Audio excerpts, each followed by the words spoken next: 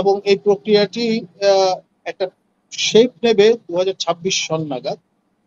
River Nile, ইজিপ্টের নীল নদ থেকে শুরু করে টাইগ্রিস ইউফ্রেটিস, ইরাকের সাতল আরব বলি আমরা, এই পুরো টেরিটরি নিয়ে তৈরি হবে লার্জার ইসরায়েল। সেই প্রক্রিয়া চলছে। যে কাণ্ডটা হলো, আপনার বাটার দোকান লুট হলো, ডোমিনোজ পিৎজা লুটপাট হলো, হামলা হলো।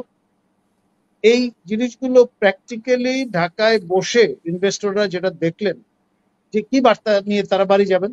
বাংলাদেশের সবচেয়ে বিদুষী নারী ফয়জুন্নেসা আহাদ, তাকে আজকে যে বিষয়গুলো নিয়ে আলোচনা করব সেই বিষয় নিয়ে আপনার জ্ঞান অর্জনের কারণে তাকে এবং তার ডেসিগনেট করার কারণে তাকে ঢাকায় গুলশানে খুন করা হয়েছে এবং সেই হত্যার আজ পর্যন্ত কোনো বিচার হয়।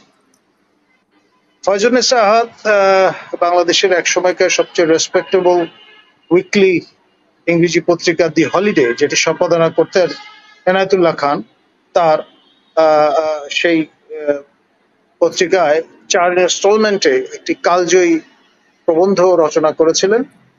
এর শিরোনাম ছিল ইয়াল্টা অ্যান্ড আফটারম্যাথ।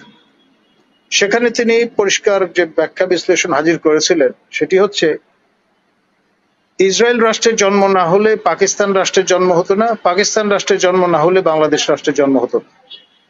এবং সেই অ্যানালজি ধরে যেটি পরে জানা গেছে যে 71-এ তৎকালীন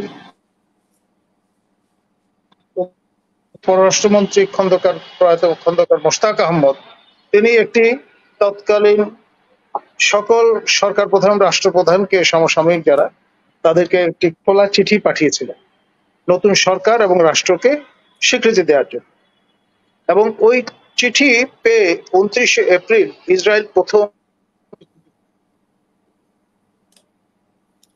এই যে যুগান্তকারী ঘটনাটি, সেটা কিন্তু আমাদের ইতিহাসে অনুপস্থিত। অফিসিয়াল যে ন্যারেটিভ আছে সেখানে বলা আছে যে ভুটান বাংলাদেশকে প্রথম স্বীকৃতি দেয়, তারপর ভারত। এবং আজকে গাজায় যে কাণ্ডগুলো হচ্ছে, এইটা ইসরায়েল পরিকল্পনা করেছে 2016 সনে। তাদের চিন্তা, গাজা তারা খালি করে ফেলবে এবং এই গাজাবাসী যারা অবশিষ্ট থাকবে তাদেরকে তারা স্থানান্তর করবে ভূমধ্যসাগরে একটি কৃত্রিম দ্বীপে, যেটা কৃত্রিম ভাবে তৈরি করবে তারা। এবং তাদের পরিকল্পনা হচ্ছে লার্জার জায়ন ল্যান্ড তৈরি করবার। এবং এই প্রক্রিয়াটি একটা শেপ নেবে 2026 সন নাগাদ। রিভার নাইল, ইজিপ্টের নীল নদ থেকে শুরু করে টাইগ্রিস ইউফ্রেটিস, ইরাকের সাতল আরব বলি আমরা, এই পুরো টেরিটরি নিয়ে তৈরি হবে লার্জার ইসরায়েল। সেই প্রক্রিয়া চলছে। গাজা খালি করে দেওয়ার যে কার্যক্রম, এটা তার অংশ। ইতিমধ্যে আপনার গাজার সঙ্গে সঙ্গে, মানে আপনি জানেন যে রাফা খালি করে ফেলা হয়েছে, অন্যান্য অঞ্চলও খালি করার প্রক্রিয়া প্রায় চূড়ান্ত। আর এর পাশাপাশি আপনার ওয়েস্ট ব্যাংকও খালি করে ফেলার প্রক্রিয়া শুরু করা হয়েছে। ইতিমধ্যে আপনার দক্ষিণ সিরিয়ার নিয়ন্ত্রণ লাভ করেছে ইসরায়েল। এবং এই পুরো প্রক্রিয়াটি তাদের যে মাইট আছে, তাদের যে ইনফ্লুয়েন্স আছে, তাদের যে জ্ঞান আছে, তাদের পক্ষে কার্যকর করা অসম্ভব বলে আমি মনে করি না। আমরা যে স্টাইলে আপনার রেসপন্ড করছি, এটা টু লিটল টু লেট। এক। 2 নাম্বার হচ্ছে আমাদের তথ্যগত ঘাটতি সবচাইতে কম, মানে ওই অর্থে সবচেয়ে তথ্যগত দিক থেকে আমরা সমৃদ্ধ নই, এবং রেশনাল কোনো ফ্রেমওয়ার্কে আমরা অপারেট করছি না। খেয়াল করে দেখেন, আমরা 3 দিন ব্যাপী এই যে ইনভেস্টর্স একটা সম্মেলন ঢাকায় করছি, আজকে 7 তারিখে যে কাণ্ডটা হলো, আপনার বাটার দোকান লুট হলো, ডোমিনোজ পিৎজা লুটপাট হলো, হামলা হলো।